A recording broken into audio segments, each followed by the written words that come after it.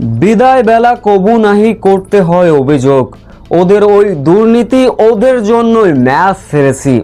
অঝরে কেঁদে যা বলেছিলেন ক্রিস্টিয়ানো রোনালদো, ভাঙা মনে কাঁদতে কাঁদতে বিদায় নিয়ে আসল চাঞ্চল্যকর তথ্য অবশ্য তিনি ফাঁস করেই বিদায় নিলেন। বিস্তারিত জানতে ভিডিওটি না টেনে সম্পূর্ণ দেখার অনুরোধ রইল।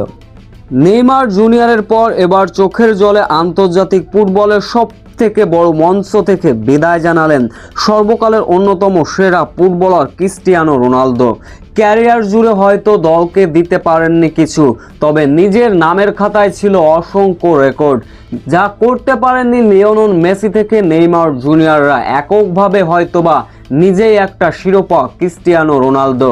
মেসিকে আপনি সাপোর্ট করতে পারেন আলাদা, নেইমারকে করতে পারেন আলাদাভাবে, তবে ক্রিস্টিয়ানো রোনালদো তো রোনালদোই।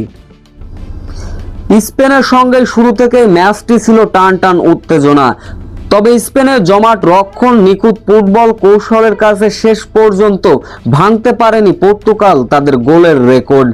ম্যাচের একমাত্র গোলটি পর্তুগালের টুর্নামেন্ট থেকে ছিটকে দেয়, স্পেনকে নিয়ে গেল কোয়ার্টার ফাইনালে।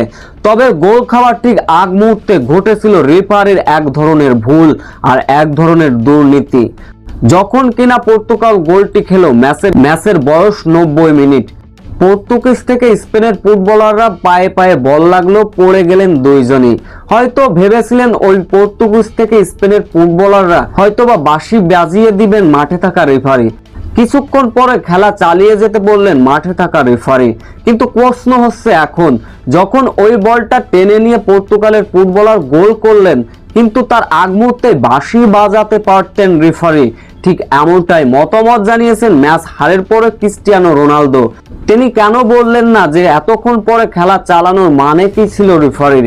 রেফারি ওইখানে বাঁশি ডেকে উপরে বল চেলে দিয়ে সমন্বয়ের পক্ষে বল দেওয়া হতো, তাহলে হয়তোবা আজকে আমাদের এমন অঘটন ঘটতো না। কিন্তু রেফারি পুরোই পক্ষপাতিত্ব নিয়ে আমাদের হারিয়েছে। ম্যাচ হারের পরে ঠিক এমনটাই জানিয়েছিলেন ক্রিস্টিয়ানো রোনালদো। তবে অন্য প্রান্তে অঝরে কেঁদে ভক্তদের কাছে কৃতজ্ঞতা প্রকাশ করেছেন ক্রিস্টিয়ানো রোনালদো। তিনি বলেন, আপনাদের ভালোবাসা আর অসমর্থন সাপোর্টে আজকে আমি ক্রিস্টিয়ানো রোনালদো হতে পেরেছি। আপনারা পাশে না থাকলে আমার এত কৃতিত্ব, এত রেকর্ড হয়তো বা থাকতো না। তাই আপনাদের প্রতি আমি কৃতজ্ঞতা ও ভালোবাসা বহিঃপ্রকাশ করছি।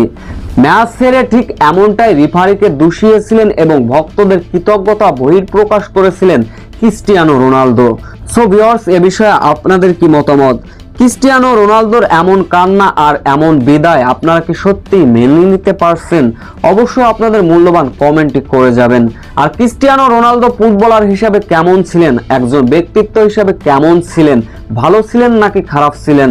অবশ্যই আপনাদের মূল্যবান কমেন্টটি করে যাবেন।